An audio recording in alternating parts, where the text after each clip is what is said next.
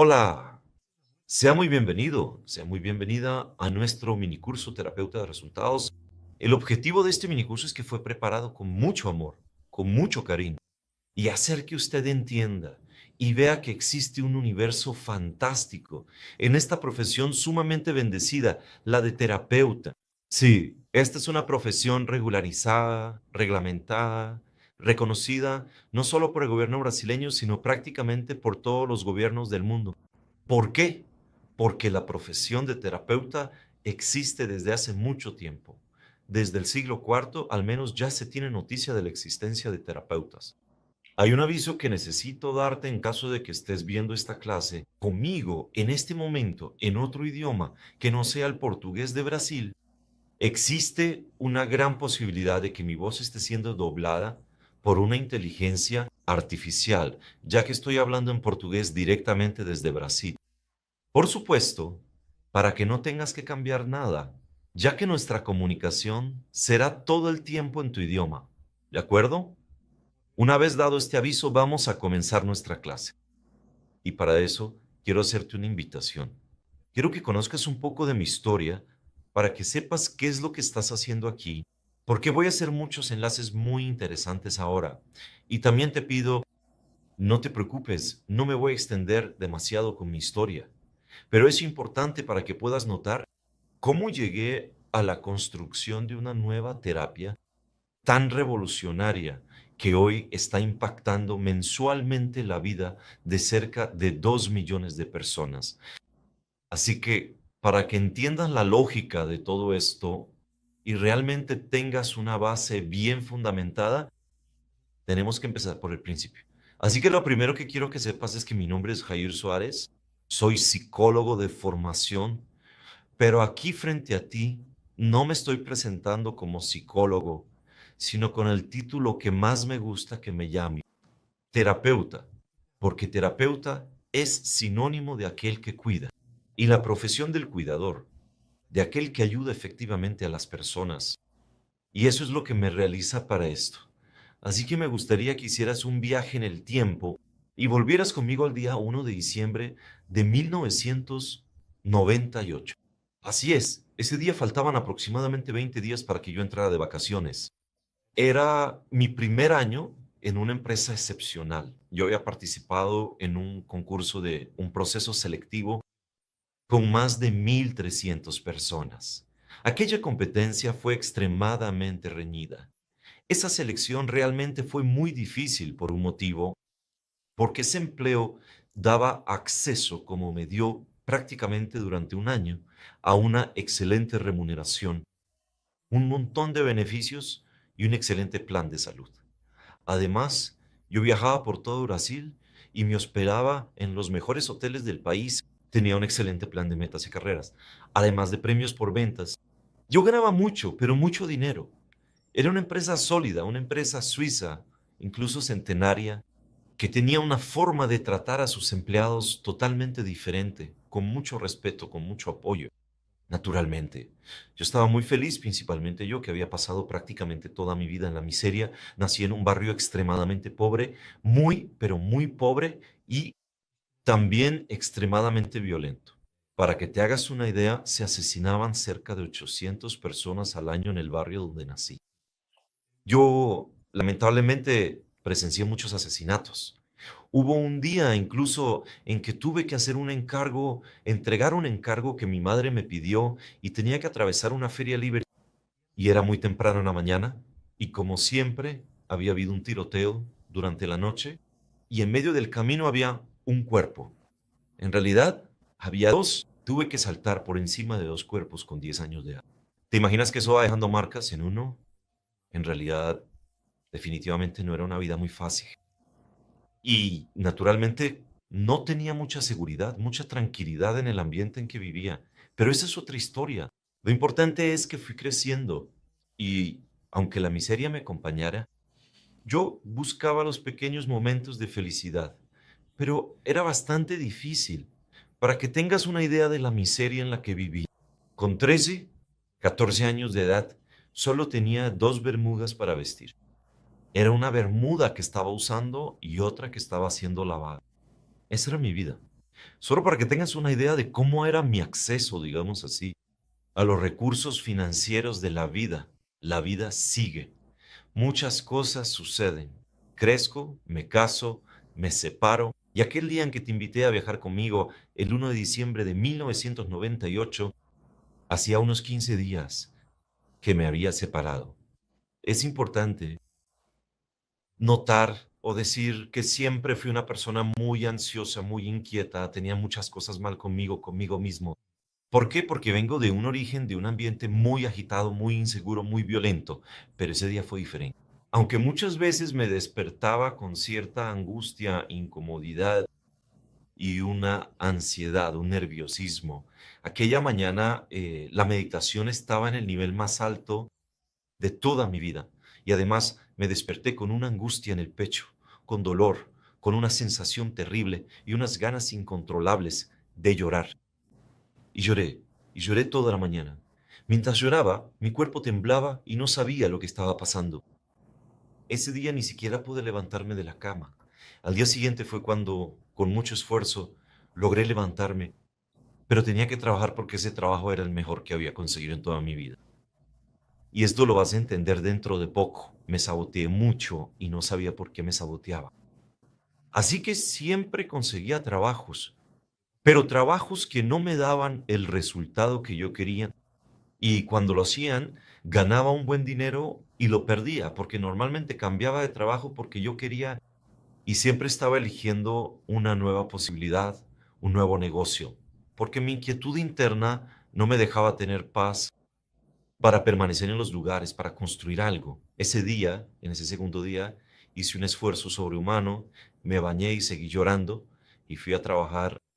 No conseguí producir prácticamente nada y, naturalmente, por cuestiones de honestidad y ética, busqué a mi gerente e intenté contarle lo que estaba pasando para ver si él me ayudaba. Y en realidad lo que encontré fue una gran traición. Él preparó todo para que me despidieran en pocos días. Ahora imagina, yo estaba pasando por una situación que no sabía lo que era. Estaba sufriendo terriblemente, fui a pedir ayuda y lo primero que recibí en realidad fue una gran traición. Y así, pocos días después, estaba despedido y desempleado.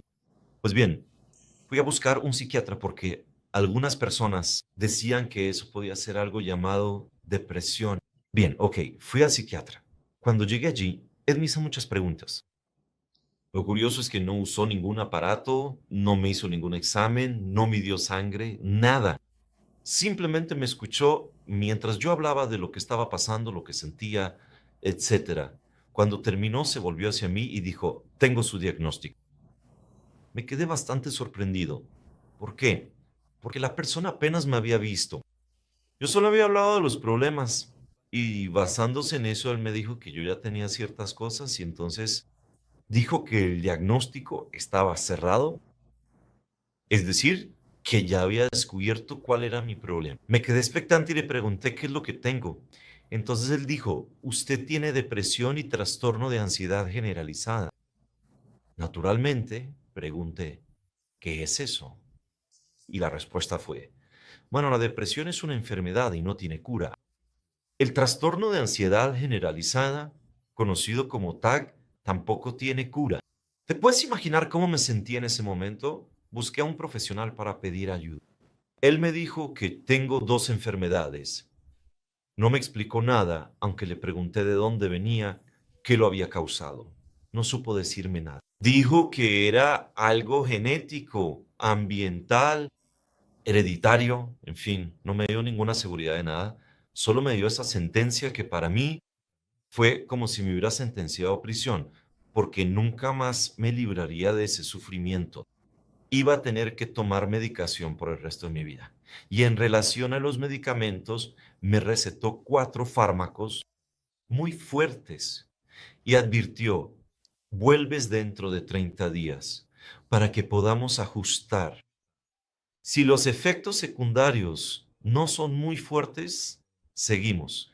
Si lo son, podemos ajustar o cambiar la medicación. Le pregunté entonces, ¿quiere decir que en realidad va a ser un intento y error? Y él se mostró algo incómodo con mi observación, porque pagas una consulta carísima. Vas a un psiquiatra pensando que él te va a dar una solución, no te la da.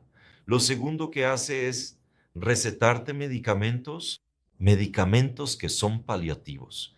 Y lo más curioso es que no sabe si tendrán efecto en ti. Y cuando dije que eso era prueba y error, él realmente se molestó mucho conmigo.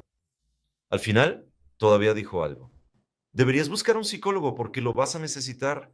Era como si sintiera que el suelo desaparecía bajo mis pies. Me siento completamente perdido. ¿Quiere decir que ahora necesito dos profesionales para poder sobrevivir? Está bien, vamos allá. ¿Quién sabe si el psicólogo no podrá ayudarme? ¿No es así? El psicólogo cuida o debería cuidar de la psique humana. Agendé una cita con el psicólogo para la primera sesión. Confieso que no pude dejar de llorar y de hecho había agendado 2 sesiones seguidas porque mi desesperación era tan grande que yo quería la solución desesperadamente para aquello, porque estaba sufriendo demasiado. Bueno, en la primera solo pude llorar. En la segunda sesión logré hablar un poco de lo que estaba pasando. Él fue haciendo preguntas, yo también fui respondiendo, etcétera. Pero incluso con tanta gentileza, cuidado y empatía que realmente tuvo conmigo, e incluso fue muy delicado, creo que gasté una caja entera de pañuelos. Debo haber acabado con stock de pañuelos que tenía y al final le pedí ayuda y pedí una manera de entender lo que estaba pasando para que al menos pudiera saber con qué estaba lidiando. Y lo que él dijo fue, mira yo no puedo decirte por qué tienes depresión o por qué tienes ansiedad. Vamos a empezar el trabajo y este tratamiento y espero que tú vayas mejorando poco a poco y que juntos logremos salir de este estado gradualmente, naturalmente. Yo le pregunté, ok, pero ¿tienes alguna expectativa de tiempo? ¿Cuánto tiempo voy a necesitar hacer este tratamiento, esta terapia para poder salir de esto? Su respuesta fue muy tranquila, creo que unos 3 años. Imagínate, estás con el dolor, no puedes ni siquiera levantarte de la cama, estás con angustia, con sufrimiento. El dolor parece como si tuvieras un puñal clavado en el pecho. Yo, el profesional que está ahí para ayudarte, él dijo, él dice prácticamente lo siguiente. Tal vez dentro de 3 años, despertando y yendo a dormir con ese dolor, con ese sufrimiento, tengas alguna mejoría. No hace falta decir que no continúe esas sesiones de terapia. ¿Ok? Vamos a cortar esa película. Pasé de 2 a 3 años en esa situación, tal vez unos 4 años, y en ese periodo no lo logré. No tomé medicación porque era muy fuerte, realmente me hacía mucho daño. Tenía náuseas, tenía todo tipo tenía dolor de cabeza, en fin, muy mal. Pero de alguna manera fui mejorando, fui soportando mejor aquello y entonces empecé a entender que eso debía tener alguna razón, porque yo no tenía eso, no había tenido eso hasta entonces, es cierto. Tenía ansiedad, pero no tenía depresión. Y recuerdo que hubo una etapa en la que pasé 4 meses en los que solo comí papilla porque no tenía dinero para nada más. Así que comía papilla con avena a la hora del almuerzo, papilla sola por la mañana y papilla con chocolate en polvo por la noche. Confieso que hasta me emociona un poco cuando me acuerdo de ese periodo porque realmente fue muy difícil, de mucho dolor, de mucho sufrimiento. Además de todo lo que yo estaba sintiendo, todavía estaba la escasez, la falta de alimentos. Realmente fue muy difícil. Bueno, a partir de ese momento decidí que tenía una meta en mi vida. Mi meta era entender lo que me estaba pasando y ayudarme a mí mismo. Y si fuera posible, ayudar a otras personas que estaban sufriendo con eso. Con bastante dificultad empecé a hacer un curso de hipnosis y me convertí en hipnoterapeuta y en un terapeuta especializado en hipnosis. Y rápidamente empecé a tener mucho éxito en mi consultorio. De hecho, pronto se llenó por completo. Y tenía clientes que venían de varias partes del mundo, incluso durante el periodo en que trabajé como hipnoterapeuta. Realmente tuve bastante éxito, pero había algunas cosas que me molestaban. La primera era que, además de necesitar varias sesiones de hipnosis para resolver un solo problema, con frecuencia los clientes volvían diciendo que algunos meses después habían tenido recaídas o que el problema había regresado. Eso Para mí era muy frustrante. La segunda cosa era que me sentía tan ciego como aquel psiquiatra, aquel psicólogo que me atendieron. No sabía casi nada sobre los mecanismos que causaban la ansiedad, la depresión, el pánico, etcétera. Todo esto que te estoy contando va a tener mucho sentido. Dentro de poco, todo encajará y lo vas a entender. Porque es tan importante que sepas de lo que te estoy hablando en este momento. Pues bien, lo que pasó es que decidí entrar a la Facultad de Psicología para ser psicólogo y estudiar más profundamente el psiquismo humano. Necesitaba entenderlo todo. Es necesario que prestes mucha atención a este relato. En la Facultad de Psicología tenía un profesor que era muy bueno, genial, inteligentísimo y tenía una clínica muy exitosa. Su consultorio estaba razonablemente lleno y también trabajaba allí como psicoanalista, además de psicólogo. Le hice una pregunta. Profesor, sé que soy una persona muy preparada, mucha gente, lo admiro bastante. Quisiera hacerle una pregunta. ¿Cuánto tiempo, más o menos, le toma curar definitivamente a una persona de ansiedad, miedo, pánico, depresión, etcétera?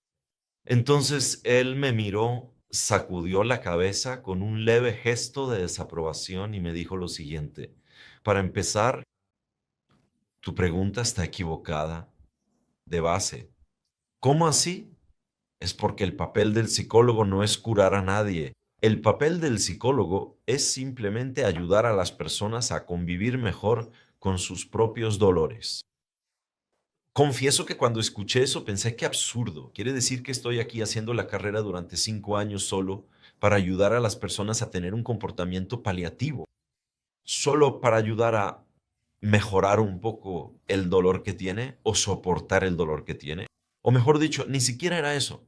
En realidad era ayudar a las personas a convivir mejor con su dolor. Fíjate que no era para tratar el dolor, es para ayudar a las personas a lidiar mejor con ese dolor. Y entonces él me respondió, muy seguro de sí mismo. Definitivamente el papel del psicólogo no es el de curar. Nosotros no hablamos de cura en terapia. Ya me había sentido perdido antes cuando me diagnosticaron con TAC, con depresión. Y ahí me sentí así por segunda vez. Tenía una carrera universitaria en la que estudiaba 6, 8 materias. Cada semestre serían 10 periodos. 5 años, ¿para qué? Para ayudar a la persona a lidiar con el dolor y no para resolverlo. Recuerdo incluso que hice una analogía y que con esa analogía lo dejé muy irritado. Pues bien, ¿cuál fue la analogía que le di? Le dije, entonces, quiere decir que es como si yo fuera al mecánico y entonces el mecánico me pregunta, ¿cuál es su problema? Diga el problema. Y yo, como cliente, como paciente, le digo, mire, es porque mi coche tiene un golpeteo insoportable y está todo el tiempo con ese golpeteo, creo que en la zona del motor o algo así. Estoy logrando tener paciencia con él, me preocupa que sea algo grave y entonces el mecánico me miraría después de un rato y diría, haz lo siguiente, usa estos protectores de ruido, estos auriculares, protectores de ruido, y vete. Dentro de una semana vuelves y me dices si te has acostumbrado mejor al ruido.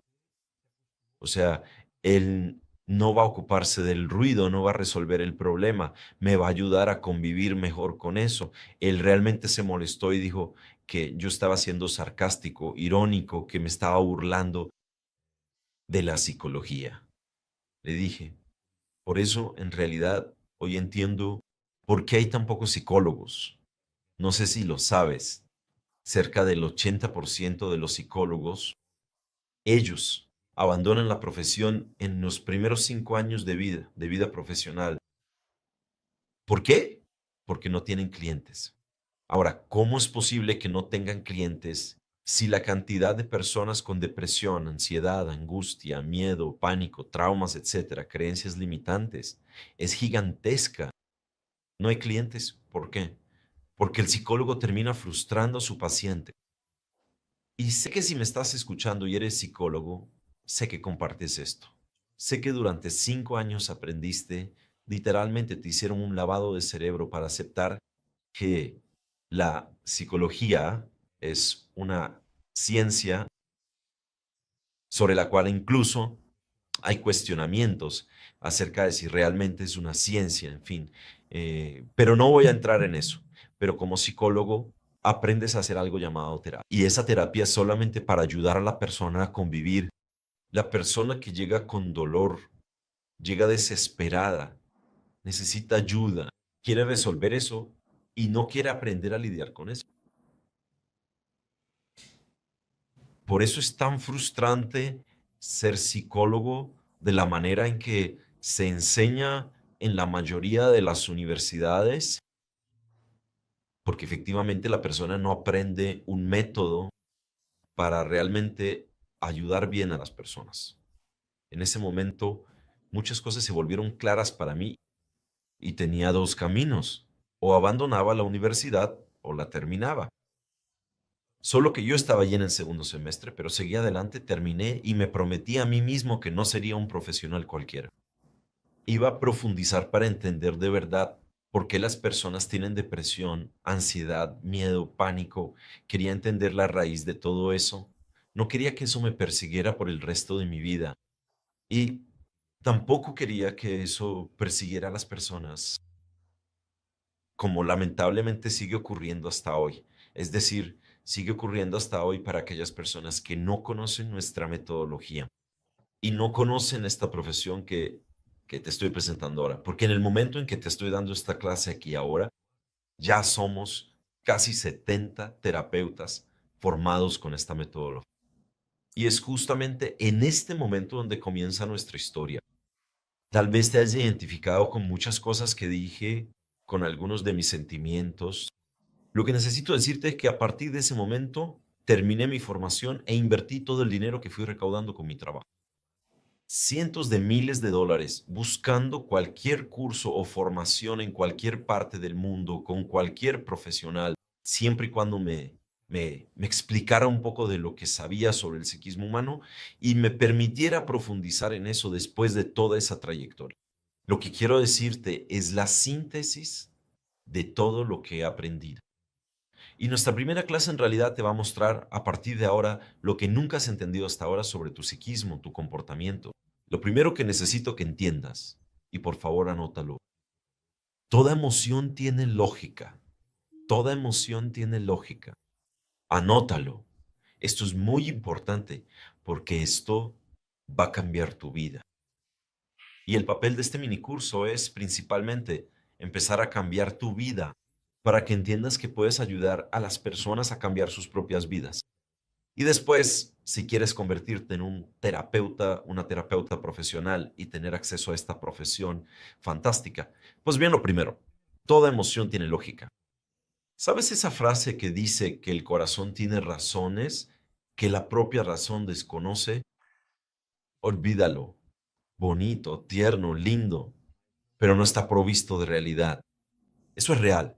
¿Sabes por qué? Porque toda emoción tiene lógica, lo que ni el psicólogo ni el psiquiatra me explicó, lo que ningún profesor me explicó y lo que yo estoy explicando a partir de este momento, toda emoción tiene lógica. Voy a repetir esto exhaustivamente.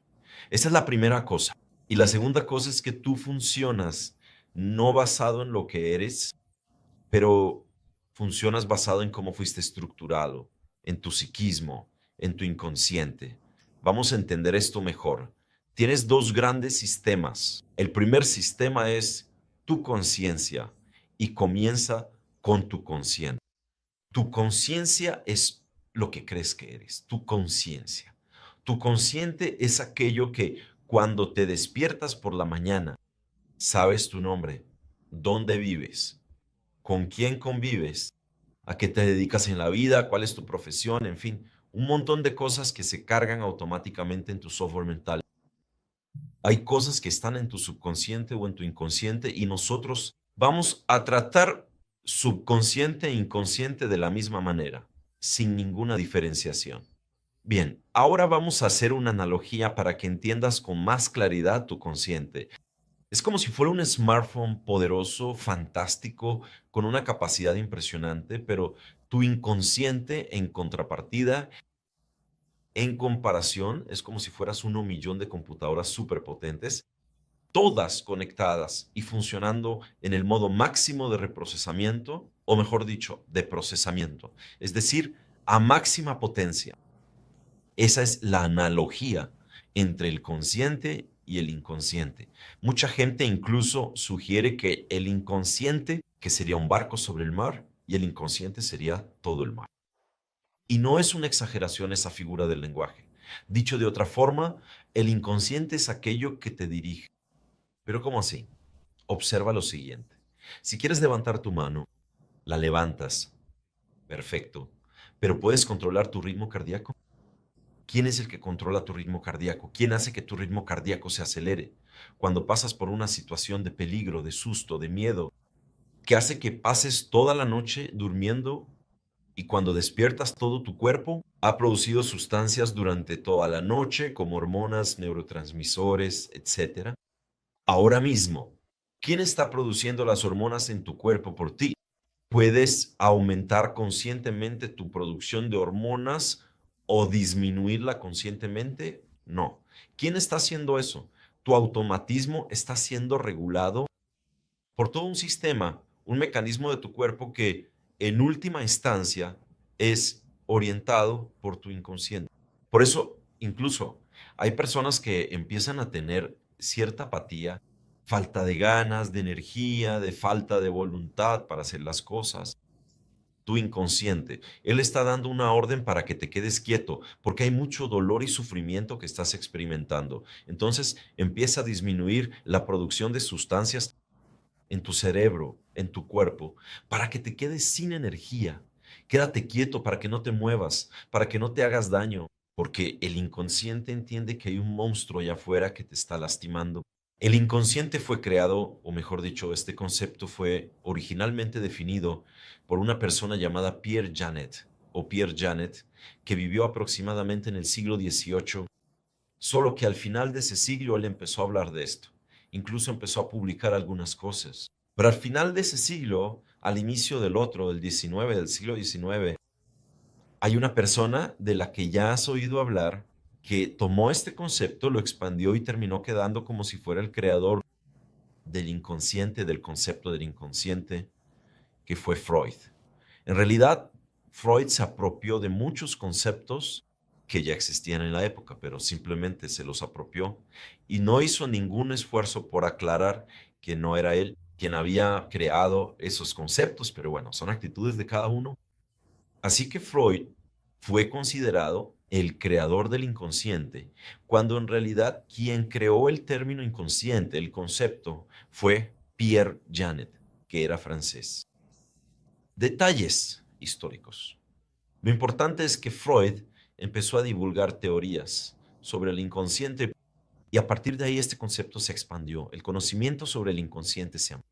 Y Freud creó, y habló bastante, creó algunas reglas, creó algunas observaciones, la mayoría de ellas fueron refutadas, pero hay muchas que prevalecen y siguen siendo válidas hasta hoy. Pero vamos a profundizar un poco más sobre esto, principalmente en nuestra formación, en la que tenemos una clase específicamente sobre Freud. Pues bien, una cosa que necesito que sepas y otra cosa para que notes es que ese inconsciente registra cerca del 400% de todo. Bueno, si no faltaste a esas clases de matemáticas, de estadística, vas a replicar y vas a decir, ay, espera un momento, 400% de todo eso no existe porque conceptualmente está mal. El máximo de algo es el 100%. Y mi respuesta para ti es, mira, eso realmente es una figura de lenguaje. El inconsciente registra el 400% de todo y ahora vas a entender por qué digo esto. Hace algunos años yo había terminado una formación como terapeuta y en esa época la modalidad era presencial. Entonces una de mis alumnas se acercó a mí y dijo, hice la formación, está fantástico, estoy muy feliz, muy confiada. Ahora sé que soy terapeuta, pero para empezar a atender necesito que me ayudes a resolver un problema. Naturalmente sentí curiosidad por el problema y ella dijo, mira, como sabes, soy arquitecta. Trabajé durante 30 años en un gran banco y ahora tengo 54 años, me estoy jubilando y en este momento todo está listo para ser terapeuta. Pero todos estos años he sufrido con algo que me angustia y me angustia de una manera que no te imaginas. Cada vez que tengo cualquier plazo, cualquier meta, cualquier proyecto que entregar, empiezo a sentir una angustia, un dolor muy fuerte en mi zona umbilical y una sensación de náuseas, de desesperación y una voz en mi cabeza. Todo el tiempo repitiendo, no va a dar tiempo, no va a dar tiempo, no va a dar tiempo, no va a dar tiempo. Esto no se detiene. Me vuelvo loca con esto hasta el punto de tener que entregar mis proyectos con 30 días de anticipación para librarme de esa sensación. Y le dije, mira cómo toda emoción tiene lógica. Esto debe haber tenido algún origen, así que vamos a buscar y vamos a buscar para resolverlo. Lo primero que le pedí fue que aceptara esto cómodamente. Luego le pedí que cerrara los ojos, se relajara y comenzara a repetir sin parar esa frase. No va a dar tiempo, no va a dar tiempo, no va a dar tiempo, no va a dar tiempo.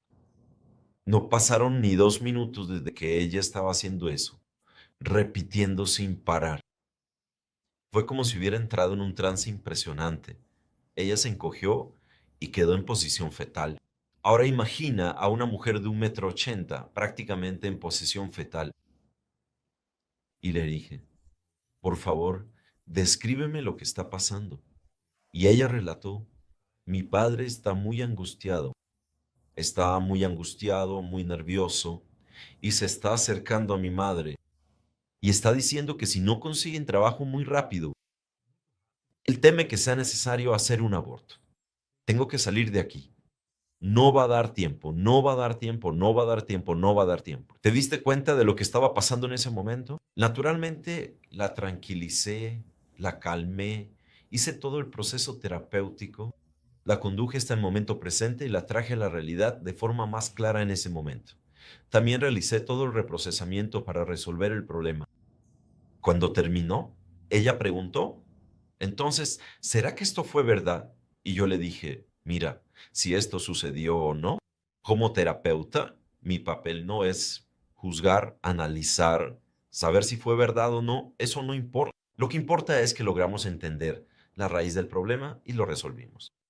Ahora quiero que te des cuenta de que toda esa angustia, ese nerviosismo, esa voz, esa desesperación que sentías, era porque tenías que salir del vientre de tu madre lo más rápido posible, porque si no, no te daría tiempo de nacer, porque serías abortada, serías asesinada. Y ese dolor en la región umbilical era porque estabas conectada por el cordón umbilical. ¿Tiene sentido para ti, mamá? Ella dijo, sí, tiene todo el sentido para mí, está muy claro, pero mi preocupación es, ¿será que esto es verdad? Y entonces tuve una idea brillante. A veces hacemos cosas muy tontas, ¿no es así? Pues bien, eso fue lo que hice. Me acerqué a ella y le dije, mira, ¿por qué no le preguntas a tu madre? Aparentemente era una idea excelente. Solo hay un detalle. Su madrecita tenía 85 años de edad. Ella se acercó a su madre y le dijo, mamá, pasó esto, esto, y describió toda la escena. La reacción de aquella señora fue aterradora. Empezó a temblar, se puso nerviosa, cayó en el sofá pálida, comenzó a sudar frío y dijo, hija mía, ¿cómo sabes eso? Mira, por el amor de Dios, por favor, perdona a tu padre. Él dijo eso en un momento de mucha desesperación, pero en ese mismo instante se arrepintió y no quiere tu mal, no. Y entonces ella sonrió y dijo, no, está todo bien. Mi padre siempre fue muy amoroso conmigo. No te preocupes, no tengo ningún trauma, no tengo nada malo por eso. Solo quiero saber si realmente fue verdad. Y ella dijo, fue mi hija. Pero ¿cómo lo sabes? Porque nunca hablamos de eso con nadie. Y mi cliente respondió, mamá, lo sé porque yo vine.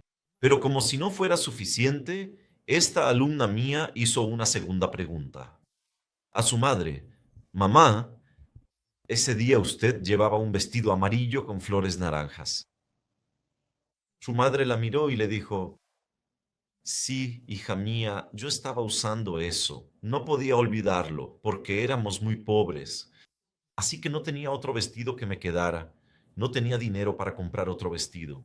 Así que hasta los 4 meses de embarazo usaba ese vestido todos los días.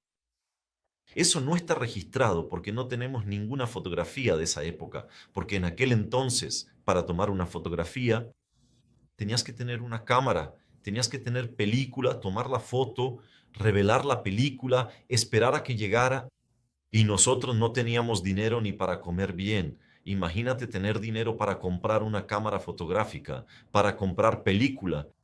En fin, por eso no tenemos ningún registro de nuestro embarazo. ¿Cómo puedes saber eso? Y mi alumna respondió, yo también la vi vestida con ese vestido amarillo de flores naranjas. Impresionante, ¿verdad? Pues bien, por eso digo que tu inconsciente registra el 400% de todo. Así que ahora ya sabes que toda emoción tiene lógica y que tu inconsciente registra absolutamente todo lo que has vivido. Entonces, antiguamente, en el pasado, cuando yo utilizaba la hipnosis para algo, muchas veces las personas pasaban por un proceso de regresión y ellas se acordaban de olores, de detalles, de colores, de matrículas de autos que habían visto hace 20, 30, 40 años. Y de una forma impresionante, cosas que ya no estaban en su conciencia desde hacía décadas. Y realmente, eso siempre demostró cuán poderoso es el inconsciente. Yo ya tenía una buena noción de eso. Bien, ahora ya entiendes que toda emoción tiene lógica y que tu inconsciente registra absolutamente todo. Solo quiero contarte rápidamente otro caso para que también puedas ver cuán poderoso es el inconsciente. Y lo voy a resumir al máximo que pueda. Una persona vino desde Alemania a mi consultorio por recomendación de algunos de mis clientes y me dijo, Jair, tengo un problema que necesito que me ayudes a resolver. Le pedí que me explicara y me dijo lo siguiente, mira, hace unos 35 años yo estaba comprometida y me iba a casar. Y entonces, de la nada, de un momento a otro, mi prometido terminó el compromiso. Me desesperé. Fue algo muy desesperante para mí, para mí. Me sentí muy, muy triste, muy desolada. Y entonces, después de algunos días, unas amigas mías intentaron sacarme de casa porque yo estaba todo el tiempo recluida y me llevaron a una fiesta. Y en esa fiesta prácticamente bebí de todo. Realmente me embriagué bastante. Y allí conocí a una persona, un sujeto que era programador de IBM, trabajaba en IBM, solo que me acuerdo de él y solo eso. No recuerdo su nombre, solo recuerdo eso. Él dijo su nombre, pero no lo recuerdo y salimos de ahí, fuimos a un motel y tuvimos una relación sexual. Ok, y yo no tomé su número de teléfono y él no tomó el mío. En fin, no tuvimos más contacto, pasó el tiempo, fue algo de una sola noche, pasó. Cerca de un mes después conocí a otra persona y en la primera semana tuvimos relaciones sexuales y empezamos a salir y nos casamos. Y entonces ya aparecí embarazada y él asumió al hijo de manera natural, así, porque teníamos la certeza de que el hijo era suyo. En el fondo yo tenía alguna duda, pero parecía que realmente lo era. Y todo estaba bien. Solo que mi hijo fue creciendo, creciendo, creciendo, y él mismo empezó a decir, mamá, yo no me parezco en nada a mi papá. No tengo ningún rasgo de mi papá. Tengo unas marcas de nacimiento que mi papá no tiene y usted tampoco las tiene. Y él empezó a cuestionarme porque creía que ese padre suyo no era su verdadero padre. Y entonces, ¿cómo le voy a decir a mi hijo que no me acuerdo cuál es el nombre de su padre? Porque no me acuerdo del nombre de la persona que tuvo relaciones sexuales conmigo. ¿Percibe mi angustia? Y yo le dije, está bien, naturalmente la percibo. Entonces utilicé un recurso en ese momento realmente de trance, de hipnosis. ¿Por qué? Porque es un mecanismo de acceso al inconsciente. Hoy en día, gente, ya no es necesario hacer eso, solo lo menciono para ilustrar el poder del inconsciente. Y está bien, ¿qué fue lo que hice? Le pedí que se recostara, realicé un trance, una relajación, un trance hipnótico y le pedí que se sumergiera profundamente en eso. Guié todo el proceso e hice que ella reviviera todo el proceso de la relación sexual y entonces di la orden de que en el momento en que estuviera teniendo el orgasmo o reviviendo el orgasmo, ella iba a gritar el nombre de él. Es decir, iba a canalizar todo el orgasmo en un grito con el nombre de esa persona. Y así fue. Cuando conté hasta 3, ella tuvo un orgasmo y recordó automáticamente el nombre de la persona. Ella gritó el nombre de la persona y yo fui conduciendo el trance.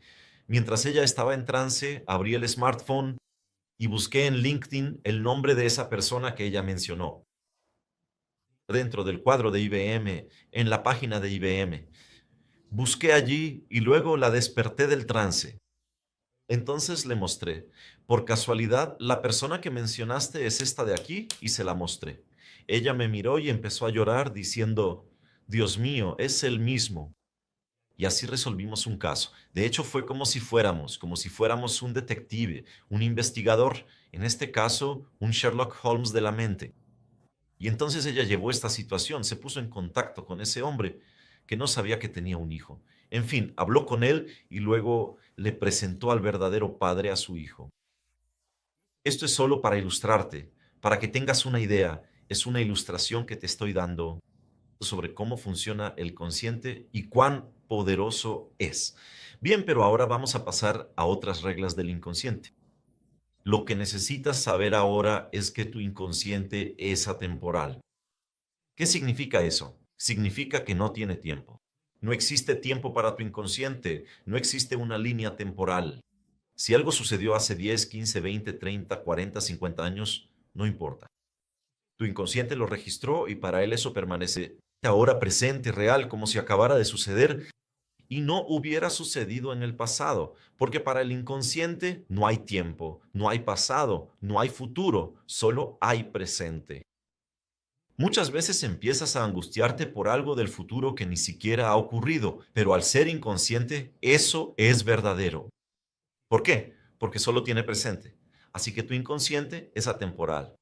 Recuerda bien esto para que entiendas lo que significa que el inconsciente sea atemporal. Te voy a contar una situación que ocurrió con el padre de una colega de profesión. Ella me dijo lo siguiente.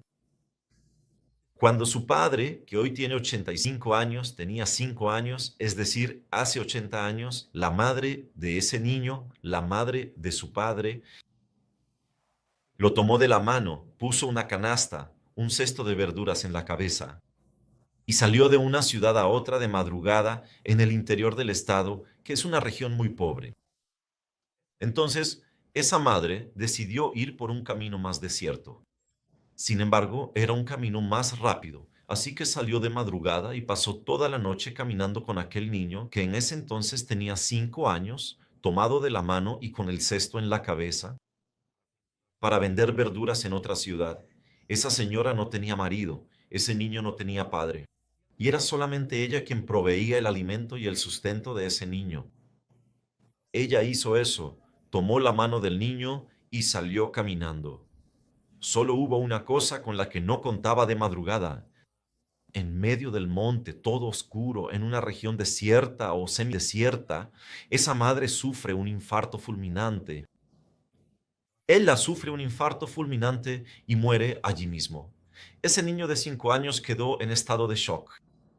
Y durante 3 días y 3 noches, ese niño se quedó allí, parado, paralizado, desesperado, al lado del cuerpo de su madre. ¿Tienes idea del trauma emocional causado en la vida de ese niño? Después de 3 días, pasó una persona por ese camino montada en un caballo, miró ese cuerpo en descomposición y dijo, ¡qué asco! Entierren eso, eso está podrido. Solo que esa era su madre. Pues bien, esta colega mía me dice lo siguiente, Jair, hace 80 años que mi padre cuenta esta historia todos los días de su vida, ya no lo soportamos más. Cuando ve que nadie le está prestando atención, aunque ya no tengamos más paciencia para escuchar, ya que ya no logra captar nuestra atención, simplemente sale, va a la acera y se queda contando solo, como si hubiera alguien allí escuchando. Pero él necesita hablar, es decir, estaba congelado. Fíjate bien, él estaba congelado, su inconsciente es atemporal. Él se queda congelado, como si fuera en ese momento que acabara de suceder. Es como si tampoco hubiera pasado. No hay futuro. Solo hay un momento presente en el que está congelado. ¿Entendiste eso? Eso es muy importante. Necesito que lo anotes. Una vez que hayas entendido esto, vamos a la segunda regla del inconsciente, que dice lo siguiente: tu inconsciente busca la felicidad. Tu inconsciente busca la felicidad. Significa lo siguiente, que toda situación dolorosa que has pasado en la vida, tu inconsciente busca hacer que la superes. Porque si superas esa situación dolorosa, tu inconsciente te trae madurez, superación. Entonces, cuando superas esa adversidad, te vuelves más fuerte, más feliz. Y te voy a dar un ejemplo. Cuando yo mismo tenía unos 12 o 13 años, tenía dos amigos. Y claro, siempre hay algún amigo travieso. ¿Quién no los tiene? Pues bien, esos dos amigos se pusieron de acuerdo en que cuando termináramos la presentación en el aula de un trabajo que íbamos a presentar los tres, ellos dos iban a echarme harina de trigo en la cabeza, delante de toda la clase. No solo lo planearon, lo hicieron. Ahora imagina cómo me sentí yo frente a 40 compañeros riéndose de mí. ¿Cómo te sentirías tú? Bueno, eso podría haber traumatizado a cualquiera, porque ese tipo de bullying no es aceptable en realidad. Y sé de mucha gente que llegó al consultorio en la atención online cuando yo atendía a personas con problemas causados por una vergüenza de ese tipo. Pero en mi caso, más una semana después, mira qué curioso, en una semana después yo estaba amenazando de muerte, diciendo que iban a acabar con la vida de ellos, etcétera, y los tres estábamos riéndonos juntos de la situación. De alguna manera logré superar esa dificultad. Entonces, si superé ese trauma, ese momento traumático, no quedé traumatizado. Y vamos a resumir esto. Tu inconsciente es atemporal, registra el 400% de todo y tu inconsciente busca la felicidad.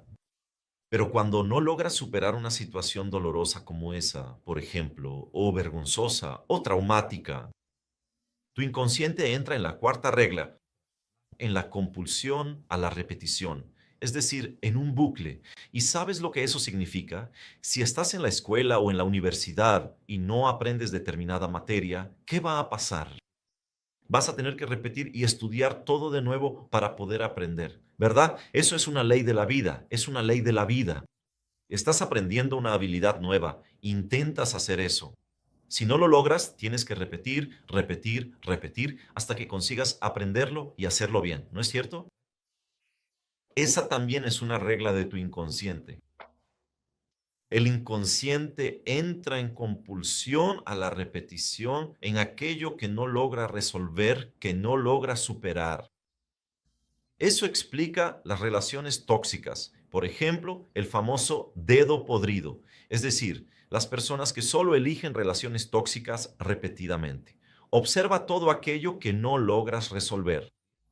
Tu inconsciente entra en la compulsión a la repetición, lo que significa que tu inconsciente hará que empieces a atraer hacia ti situaciones dolorosas, idénticas a aquella que no superaste.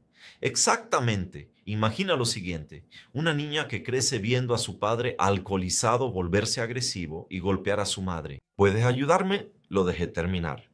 Él dijo, mira, tengo una sensación de ahogo, de algo atascado aquí en la garganta y todos estos exámenes. Y mostró los exámenes allí. Muchos de los exámenes que te estoy trayendo muestran que no hay nada en mi garganta. No hay nada. Me hice una endoscopía, tomografía, resonancia y todo, y no hay nada. Pero hace 3 meses que no puedo comer y hasta beber agua es incómodo. Ya he perdido 10 kilos y estoy desesperado. Es una sensación de angustia, de asfixia. Sé que hay algo aquí, pero ningún examen lo muestra. Lo miré y le dije, está bien, hace 3 meses que esto sucedió. Y él dijo así. Entonces le respondí, déjame preguntarte lo siguiente. Partiendo del supuesto de que toda emoción tiene lógica, déjame preguntarte lo siguiente. Hace 3 meses que esto comenzó. Respóndame la siguiente pregunta. ¿Qué fue lo peor que le pasó en su vida hace 3 meses o antes? Y él se puso muy inquieto y respondió, bueno, pasó algo que para poder explicar tengo que contar una historia, porque fue la historia de mi vida. Tenía 18 años cuando estaba montando guardia frente al cuartel. Cuando miré al otro lado de la avenida, en la orilla de la playa, había un sujeto con un solo motorhome, de esos camiones que tienen una casa dentro, un autobús con la casa completamente montada, sala, dormitorio, baño, cocina, todo. Me quedé impresionado con eso. Fui allí en mi momento libre y empecé a conversar con el dueño de ese vehículo. Se hizo mi amigo instantáneamente. En ese mismo momento y, por supuesto, le hice todas las preguntas posibles y él fue muy simpático. Respondió todo. Me mostró todo el vehículo, me mostró la cocina, me mostró la sala, me mostró el dormitorio, me mostró la ducha y dijo una frase que impactaría toda mi vida. Soy extremadamente libre. Vaya, eso cambió mi vida para siempre porque él viajaba por todo el mundo en ese autobús, en ese motorhome. Incluso él estaba yendo hacia el Chuy, en Argentina. En ese momento descubrí lo que quería hacer con mi vida y me prometí a mí mismo que iba a trabajar toda mi vida y cuando terminara iba a tomar todo el dinero de mi jubilación, tener mi propio motorhome y viajar por todo el mundo. Como hacía aquel hombre, yo sería extremadamente libre. Eso era lo que quería hacer con mi vida. Y confieso que lo primero que me vino a la cabeza fue: vaya, qué cosa tan arriesgada es que una persona pase toda la vida esperando para algún día ser feliz. Interesante, pero está bien. Seguí callado y lo dejé terminar la historia. Bueno, me jubilé.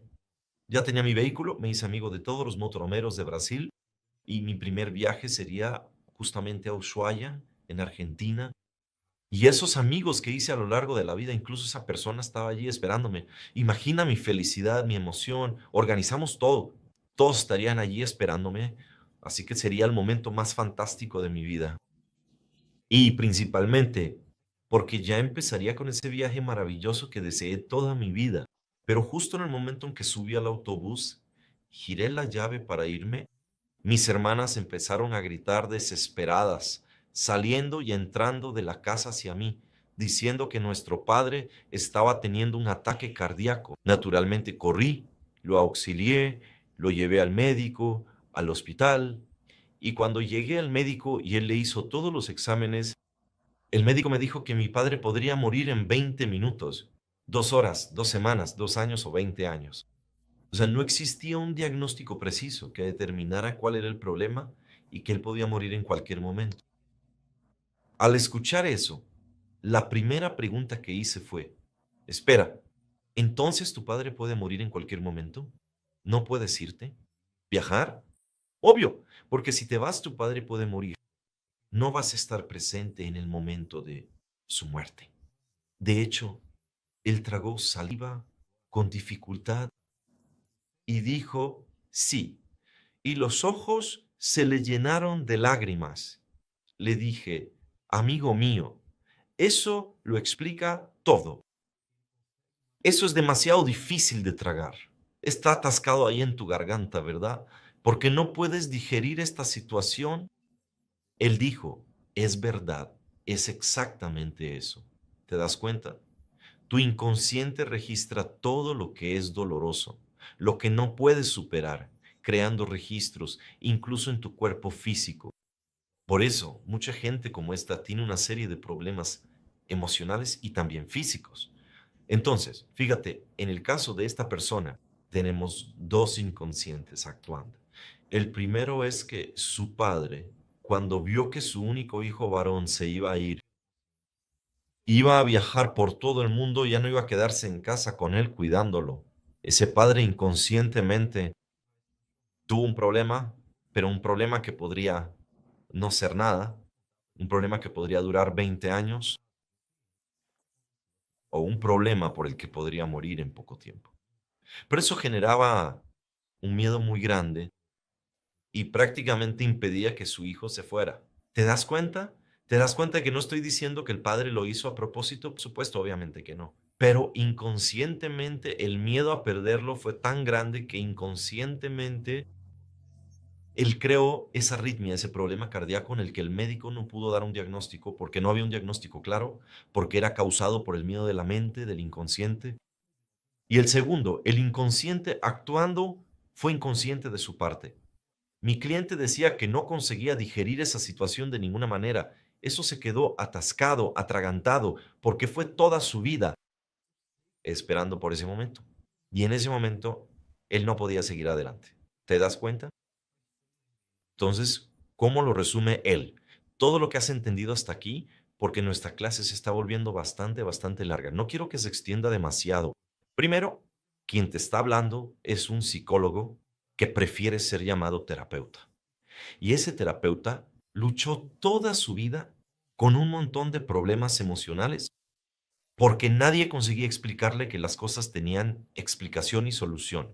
Y en segundo lugar, nadie logró explicarle que las enfermedades emocionales tenían una raíz, una causa, y que de hecho podían ser solucionadas. Eso es precisamente lo que vas a entender a partir de las próximas clases, que, por ejemplo, la depresión, exceso de presión, pero te lo explicaré más adelante. La depresión es exceso de presión, así que la depresión tiene solución. Tanto es así que hoy estoy curado de la depresión. Trastorno de ansiedad generalizada. Vas a entender que son registros de miedos no superados a lo largo de la vida, pero realmente hablaré más adelante sobre esto. Vas a entender cómo funciona tu psiquismo, tu cuerpo, cuál es la lógica de tu inconsciente, incluso por qué tú mismo te saboteas, cuál es la razón de eso. ¿Sabes esa sensación que tienes de que no logras encargarte de las cosas? Eso tiene una causa. Eso es un registro. Así que ahora ya entiendes que tu inconsciente es atemporal, sin conciencia. Registra el 400% de todo. La lógica de tu inconsciente es que busca tu felicidad. Y cuando no logra resolverlo, entra en una compulsión a la repetición. Y para finalizar, quiero que entiendas una cosa.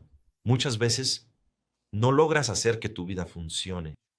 Muchas veces miras tu vida y solo ves sufrimiento, dolor y frustración. ¿Cuántas veces te miras a ti mismo y dices, es como si yo fuera un desafortunado? No consigo hacer las cosas, procrastino, me saboteo, practico el autosabotaje. Y como decía el apóstol Pablo, el mal que no quiero, ese hago, pero el bien que quiero, ese no hago. ¿Cómo es eso? ¿Cómo es que no consigo hacer aquello que quiero, que es lo mejor para mí? ¿Por qué saboteo mi dieta? ¿Por qué perjudico mis relaciones? ¿Por qué siempre busco relaciones tóxicas? ¿Por qué no consigo prosperar en la vida? Hace algún tiempo viví una situación que puede ayudarte a entender todo lo que he dicho hasta ahora y a explicar mucho más. Puede explicar incluso por qué sufres de autosabotaje, porque procrastinas las cosas, porque ves a las personas a tu alrededor creciendo y tú no logras crecer. Bueno, porque sabes que tienes las mismas oportunidades o condiciones o posibilidades, pero no te funciona. Es un autosabotaje inconsciente y una forma de actuar que termina impidiéndote hacer lo que realmente quieres. No tienes la disciplina que necesitas, sabes que quieres ese objetivo, ese resultado, pero tu autodisciplina se va por la borda. Todo el mundo conoce la famosa historia. El lunes empiezo, en realidad el próximo lunes empiezo la dieta. El próximo lunes cambio mi hábito. El próximo lunes dejo de tomar refrescos. El próximo lunes empiezo a hacer ejercicio. El próximo lunes voy a empezar a estudiar el próximo mes. El próximo año. Ahora dime, si realmente quieres ese resultado que tanto deseas, porque a la hora de hacerlo no pagas el precio que tienes que pagar. Es simple, todo es muy simple. Tu software mental recibió una programación que está diciéndote que no eres merecedor, que no puedes hacer eso, porque ese mensaje fue puesto muchas veces por personas que cuando eras niño o a lo largo de tu vida tenían mucha autoridad sobre ti y no logras tener un filtro para analizar eso. Por ejemplo, cuando eres niño, simplemente absorbes. Y una de las maneras en que absorbes las cosas, las introyectas dentro de ti y a partir de ahí comienzas a generar un software defectuoso, es decir, un software con un virus dentro que hace que termines saboteando. Y cuando recibes un trauma o un golpe emocional, el relato que quiero contarte fue algo que viví hace algunos años. Cerca de donde vivo hay un centro turístico y fui a visitarlo. Fui en autobús y al regresar subí al autobús y volví a casa. Cuando subí al autobús presencié una escena muy dolorosa. Una señora bastante grande, muy obesa, con una niña de unos 3 o 4 años de edad. Esa niña estaba sin camisa. Ella subió delante de mí, tomó a la niña y le ordenó que pasara por el torniquete del autobús. Y para la niña todo es un juego, todo es lúdico. Para la niña el mundo es una gran diversión. Incluso un consejo, la mejor manera de hablar con una niña, de enseñarle cosas, es contándole historias e incluyéndole en esas historias. El problema es que la niña, al hacer eso, al ver que aquello parecía algo divertido, decidió colgarse del torniquete y empezó a balancearse. La madre, sumamente grosera, irritada, enfadada e impaciente, tomó la mano, la abrió y le dio una palmada en la espalda a esa niña, con toda la violencia. La escena fue terrible. La niña, naturalmente por el impacto, se lanzó hacia adelante y se lastimó. Empezó a llorar. Le dio un besito y la madre en ese mismo momento, como si no hubiera sido suficiente esa agresión física impuesta a esa niña, aún gritando, le dio el siguiente mensaje con toda su rabia. Eres una imbécil, no sirves para nada, no haces nada bien, nunca vas a hacer nada en la vida. Exactamente eso. Puedes darte cuenta de la fuerza con la que un mensaje así penetra en el inconsciente y daña la programación emocional de una niña por el resto de su vida. Recuerda, una niña no tiene filtro de análisis, de juicio, de discernimiento para saber si eso es verdad. Todo lo que le pones en la cabeza a una niña, especialmente con dolor, sufrimiento, con emoción, ella lo absorbe y empieza a formar parte de ella. Además, es importante recordar que la niña aprende por generalización. Cuando te acercas a una niña y le muestras un perrito de este tamaño y hablas mal, la niña aprende. Al día siguiente, ella ve un gran dogo alemán muy grande y lo señala diciendo perro. ¿Cómo sabe ella que esto es lo mismo que aquello? Simplemente ella generaliza. ¿Por qué?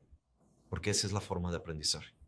El hocico es diferente, la cola es diferente, la forma es diferente, el color también es diferente de lo que ella aprendió, pero entiende que es lo mismo, ¿entiendes? Generalización, ¿qué significa eso? El problema es que cuando recibes un golpe emocional muy fuerte, un abandono, una frustración, cuando alguien te grita para que te calles, cuando alguien te humilla, afirma que no dices nada que valga la pena, etcétera. Es decir, cualquier cosa que realmente te lastima emocionalmente, que tu inconsciente no logra disolver. ¿Qué es lo que va a pasar?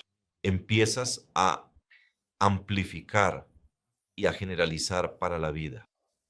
Y cuando generalizas para la vida, lo que va a suceder es que esa niña probablemente que recibió ese golpe con ese mensaje de que era una imbécil que no hace nada bien. Y además dicho por una persona que es una autoridad en su vida, que es muy importante para ella, que es la madre a la que ama, automáticamente el registro que queda es que eso es muy cierto.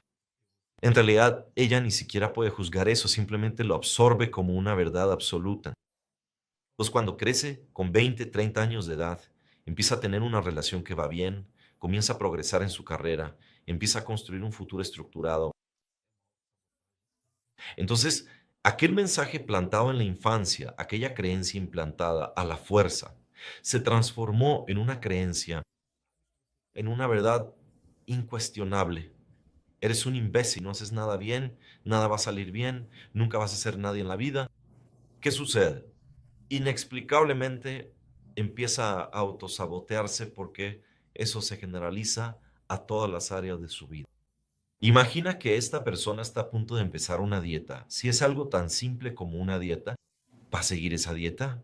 Y entonces el lunes empieza. Cuando finalmente comienza, cuando llega el lunes, no, adiós. Pasa el primer día, el segundo día, el tercer día, hace todo bien. Cuando empieza a adelgazar un poco, ya aparece el mensaje. Todo muy, muy simple. Su software mental recibió una programación que está diciéndole que usted no es merecedor, que no puede hacer aquello, porque ese mensaje fue colocado muchas veces por personas que cuando usted era niño o a lo largo de su vida tenían mucha autoridad sobre usted y usted no logra tener un filtro para analizar eso. Por ejemplo, cuando se es niño, simplemente se absorbe. Y una de las maneras en que uno absorbe las cosas es introyectándolas dentro de sí mismo y a partir de ahí comenzar a generar un software con problemas. Es decir, un software con un virus dentro que hace que termines saboteándote. Y cuando recibes un trauma o un golpe emocional, el relato que quiero contarte es lo que viví hace algunos años. Cerca de donde vivo hay un centro turístico y fui a visitarlo. Fui en autobús y al regresar subí al autobús y volví a casa. Cuando subí al autobús presencié una escena muy dolorosa. Una señora bastante grande, muy obesa, con un niño de unos 3 o 4 años de edad. Ese niño estaba sin camisa. Ella subió delante de mí, tomó al niño y le indicó que pasara por el torniquete del autobús. Y para el niño, todo es juego, todo es lúdico. Para el niño, el mundo es una gran diversión, incluso un consejo. La mejor manera de hablar con un niño, de enseñarle cosas, es contándole historias e incluyéndolo en las historias. El problema es que el niño, al hacer eso, al ver que aquello parecía algo divertido, decidió colgarse del torniquete y empezó a balancearse.